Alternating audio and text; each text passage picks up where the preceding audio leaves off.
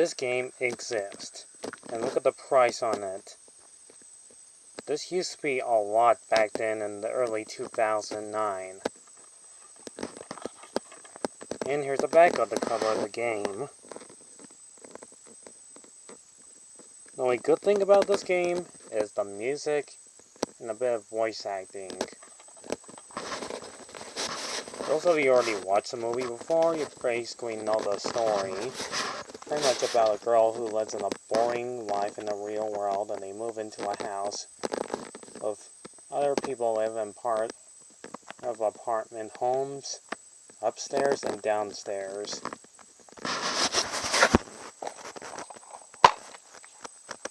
And here's the disc, just to show you. Yep, here's the disc. It looks pretty nice, actually. Anyhow, let me explain the rest. She gets bored from her world of real life being really boring and dull until she finds a random key. He has a button on it. Finds a secret hidden doorway to a different world. And she has a mother that actually has buttons for eyes. Here's the manual. It has everything on it. Looks pretty nice.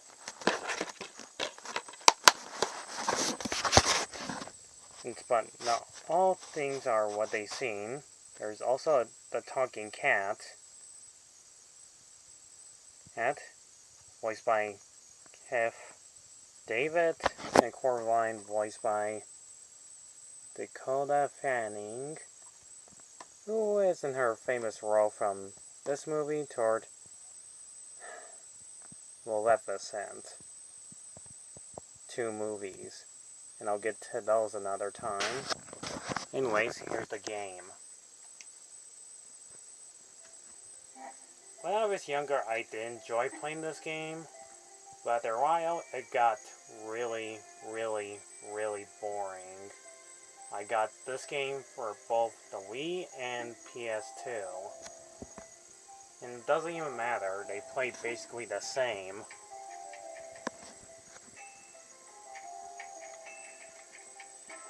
The reason why I find the game a bit boring, because there are like a few mini games, and believe it or not, I did them like over and over and over again to get unlimited buttons. That's right, you have to use buttons to buy stuff, especially using cheats.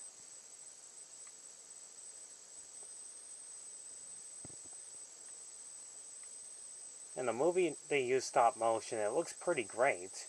But on here, since this game came out nearly like 11 years now, exactly the same time that the movie did, the graphics are pretty much, that feels a bit lifeless at times, and an almost cheap looking.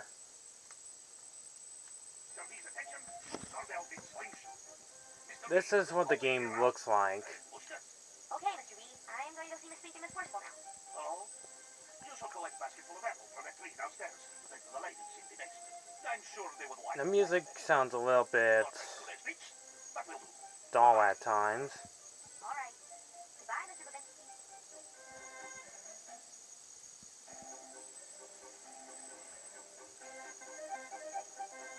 You have basic attack by kicking, which is the most weakest of all the group to hit enemies.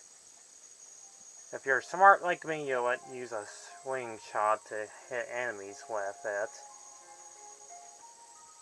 This game has like 3 different worlds. The real world, the other side world, and the nightmare world. I have to shoot the apples when they're bright red. Ladies would want a basket full of rotten apples. So lovely of you. Come sit down and play goldfish with us. This game has almost have nothing to do with the movie most of the time, and the story's not straightforward. And you get these puns. Fantastic. I wasn't that smart enough to think this game was actually gonna be pretty fun. It was fun for a while, but after that, it gets dull at times. I thought this game would be excitingly good because sometimes games based off movies I talked about from the past were good at times. Okay, This one seems a little bit cheap at times. Also, every time Coraline talks, she feels like she's uninterested and doesn't feel like she wants to be part of this game. I almost felt bad for the directors that made this game possibly not really that good and then just skip this cutscene because I don't care about it. I'll go on. As soon as you get the ingredients from the list. Not to mention you have to solve puzzles, do basic platforming, do all kinds of that. Makes the game feels a bit much of a thriller.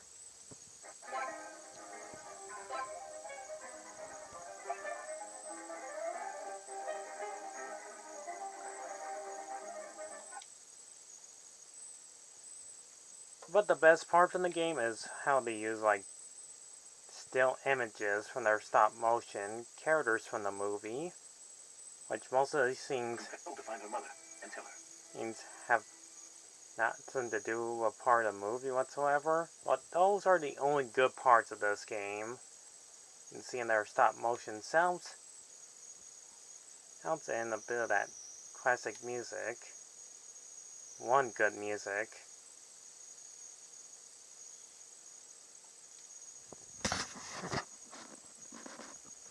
I mean, there's not much else to say about this game.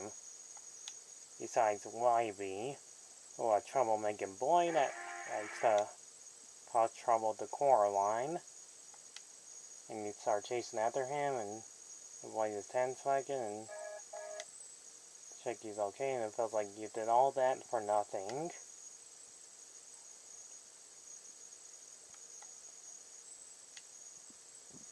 This game can be really, really, really uninterested at times.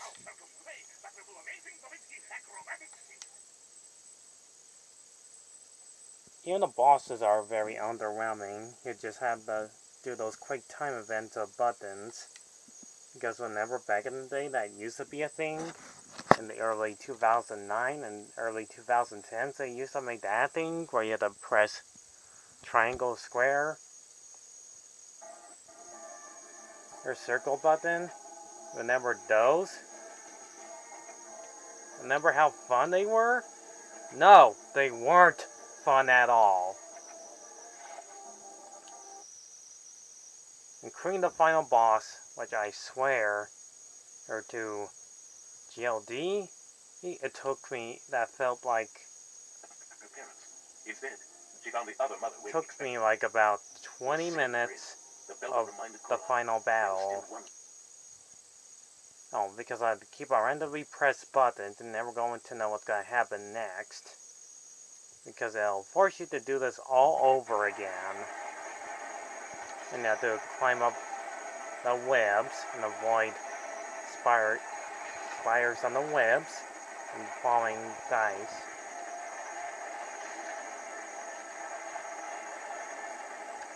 You're not going to believe how this game is going to end. Just watch. Watch how the game ends. You're going to see how this game really ends.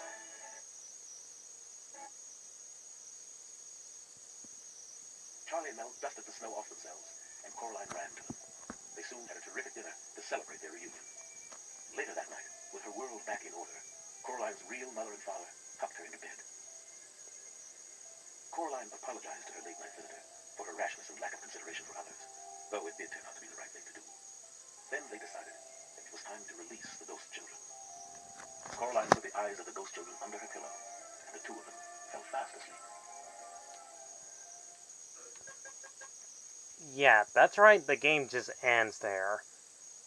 And the reason why he said children, because they used to go into that world that she was in, and took in their lives, and they become ghost children. And part of that movie, they said she's still in danger. She has to get rid of that key for good. And then destroyed her evil hand once and for all and toss it into the well. The movie does end, spoiler alert, with everybody there and her meaning Whitey's grandma. But someday I'll talk about the movie. This game wasn't that good. This game wasn't really that friendly good or exciting. It was a bit dull. It was the most dullest game that ever existed. I'm sorry, but if you like Coraline, you might actually enjoy watching the movie than playing this 3 or 4 hours of this long, dull, all bland game that ever existed.